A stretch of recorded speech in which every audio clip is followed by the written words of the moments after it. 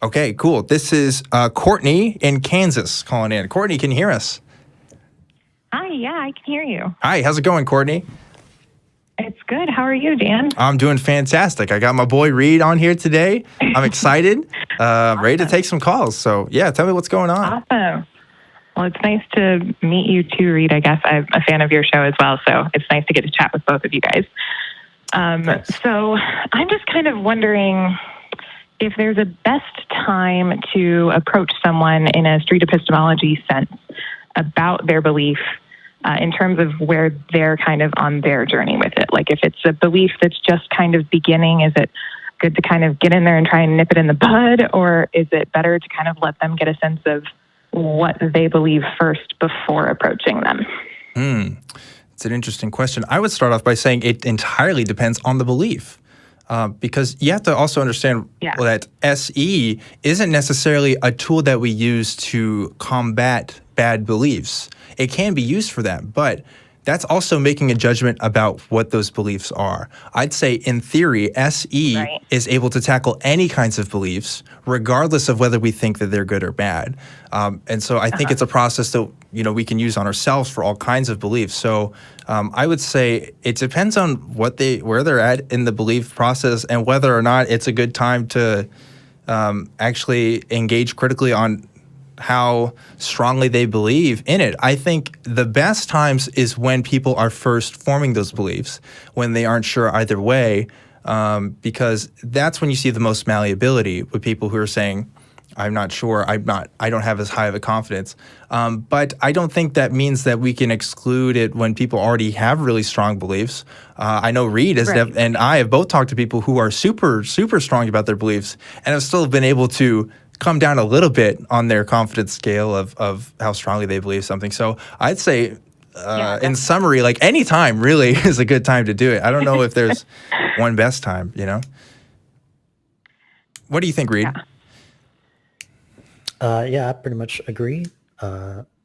If it's just a casual belief, feel free to engage anytime.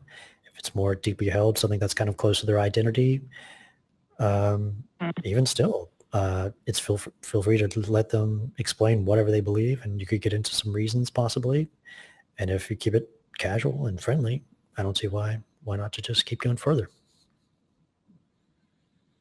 Yeah, I think those are really good points. This situation in particular is with someone who's really close to me, and she's had some kind of nebulous woo sorts of ideas for a while now, but there have been some things happening in her life recently that have made her start considering, I guess, more specific venues for that. She's thinking of contacting a shaman in our area, who I, was curious about and asked about and went and looked at their stuff, and really seems to be kind of more of a con man than anything. And, she charges exorbitant amounts of money and has all of these ideas about being able to cure things or helping people to find success and, that sort of thing, which has got me nervous. Is there a specific reason why she's contacting a shaman? Like, is there like a problem in her life she's trying to solve, or? She's wanting to contact someone who recently passed. Oh, okay. And she thinks that this person can maybe do that. Yeah. And she's also had some other things. There are some health concerns for her spouse and other things that have been there for a really long time. But I know she can, I want to be really kind, but she gets excited about new possibilities that she sees and really gets her hopes up that someone is going to be able to fix the thing. And that's just not something that's going to be able to happen. And I don't want to take her hope away from her or that sort of thing, but I'm quite nervous that she's going to get suckered into this particular person's orbit. Well, I want to be super clear, and I want Reed's opinion on this as well. But first, I would say you are being a good friend by wanting to talk to her about this, okay? And I don't want you to feel guilty otherwise for taking away some sort of hope that she might have of, any kinds of other possibilities. I know that, that's an argument that comes up sometimes with people saying, oh, you're taking this kind of joy away from people. Well, she's going to be losing a lot more if she goes to someone and Right. loses money and picks up, it's a common pattern that happens. People who start to pick up on these kinds of beliefs end up going to more kinds of things. People who believe in astrology also can believe in talking to the dead, also believe, it can be a slippery slope sometimes. And I think it is good that you are willing to engage with her about this first and foremost. I think that does make you a good friend. So I don't want you to feel unconfident about that. But the other thing I would say is, I want to know, have you talked to her about this at all? Have you even engaged with her, or is this something you're kind of observing? Has there been any dialogue about this at all? We're very close. So there has been dialogue. The difficulty is that she's pretty ostracized from our family. Not ostracized, but there's a lot of tension between her kind of more woo type beliefs and other family members that are very hyper religious, and then myself, who's an atheist. And so we've bonded very much on kind of being the black sheep or the outsiders in a sense. Yeah. And so in the course of that bonding, I think I've been more encouraging with some of her things, like she really likes crystals, and I'm like, that's great that you like crystals. Do you enjoy your life? And I think in trying to be positive in that manner, I've unintentionally kind of bolstered some of her other woo type of beliefs when I was just meaning to say, hey, I don't judge you for what you believe. And now that it's getting to something that seems a little bit more dangerous. Right. And you don't...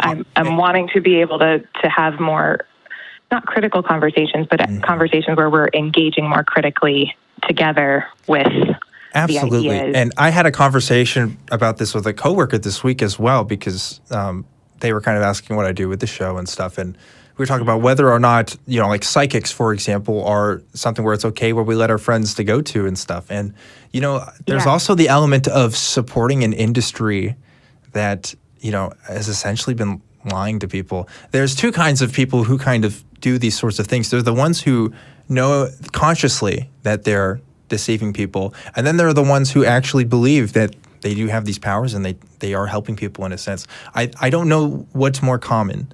And I don't know what this shaman person is like either. But it is something to think about, and it is something to, consider. But I want to hear Reed's take on this before I say anything more. Yeah, Yes, sounds please. like a tough situation. Based on my It's complicated. based on my little education on just general moral psychology, people are trying to feel in control of their lives in these types of situations, like when it's in terms of like health or denying death. That's a big part of it. So she's like trying to grab onto something that allows her to have some sense of control. And if you're going to push on that, whatever she sees as being in control, it's not going to go very well. So she needs something else to grab onto to kind of lessen the resistance on this. If she doesn't have some alternative, it's going to be hard to talk about anything. So I don't know. That's a really good point. If it has to do something about science or something to do about health, maybe talk more about the reliability of science in medicine, like that, or try to think of other ways she could meet these ways of handling her problems in a more science-based way. Yeah, unfortunately, it's a very complicated situation. There may not be one simple answer. I'd say the first thing, I like what Reed is saying is there is something else that needs to be held on to there. And if there's some other kinds of beliefs that she already has that isn't going to hurt her, that isn't going to cost her money or cost her all kinds of other problems later on, it might be healthy just to engage in those beliefs with her. Because even if, I'm not saying actively lie and say, oh, I think that this person is going to be in heaven right now and they're looking down on you, know? But maybe just meeting the person where they're at first and seeing what their most immediate needs are, because sometimes there's other things going on that are mixed in with them as well that don't have to do with the person's death. That's kind of causing these kinds of, the emotions and general sadness that comes up with these things. I had my dog pass away a few weeks ago. Oh, I'm so sorry. No, I appreciate it. But, it was one of those things where it was like, I was sad for a day, really miserable. But, it is a dog, and I knew that she was old, and I had kind of grieved a lot of that already and stuff because I knew it was going to happen. And then it happens, and then you move on with life. So, but what was really good was just having conversations about that person's death in the first place with people, and just seeing what they were like and just kind of talking about it. And I think the more you kind of talk about it, even if they don't necessarily always want to talk about it, you want to take it on their pace, I think that's going to help them more get over this first than before she's even going to want to consider doing these other kinds of activities. I could be wrong, but there's an idea. Yeah, no, those are really good ideas. I think trying to find something that she can latch onto and have that sense of control, that's a really, really good point as well that I hadn't really considered. So that's super helpful. Yeah. Unfortunately, I said, there's no one science thing. Like, here, throw this science at her and tell her that everything's going to be cool and don't do this other thing. And it's just not how human beings work.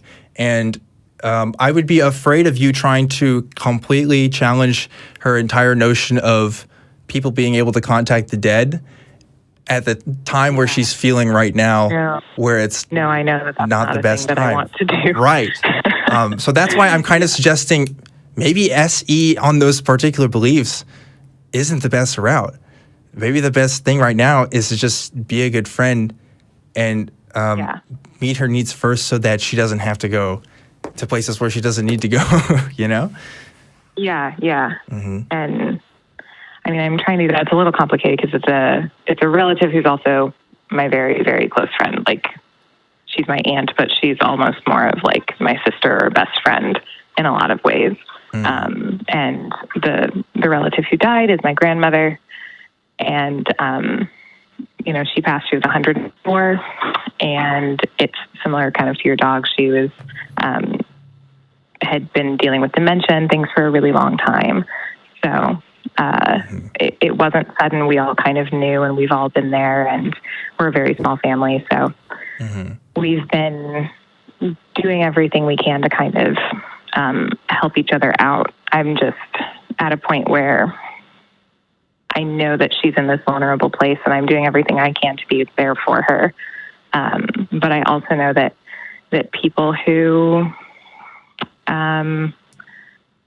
are, whether they truly believe that they have, psychic powers or things, or whether they're more charlatans, often wind up kind of preying on people who are really vulnerable. Yes. And so I'm seeing this new idea kind of forming in her where, I should contact this shaman or this medium, and they'll be able to put me in touch with her again. And I'm just kind of in my head seeing this potential for her to wind up in a really bad situation, and I'm absolutely wanting to try and get ahead of it, but maybe that's not the best thing, and to just kind of leave it be for now. And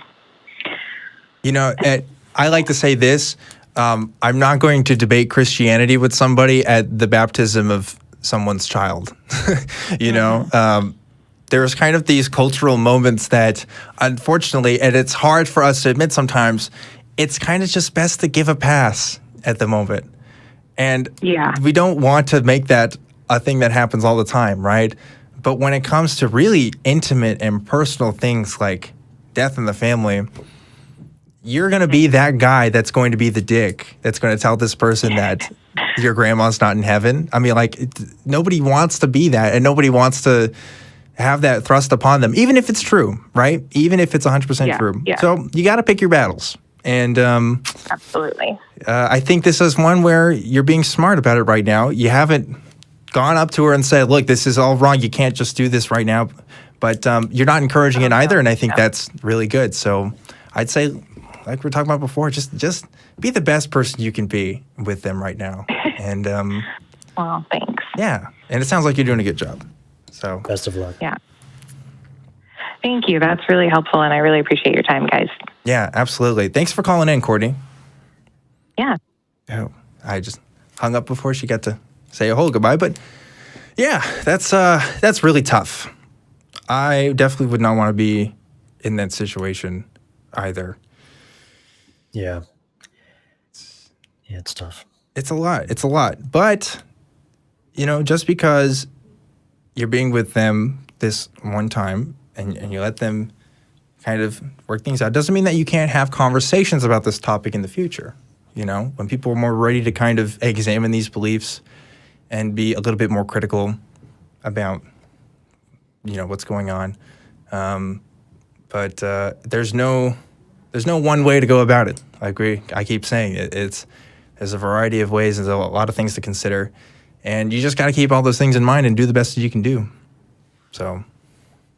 Yep.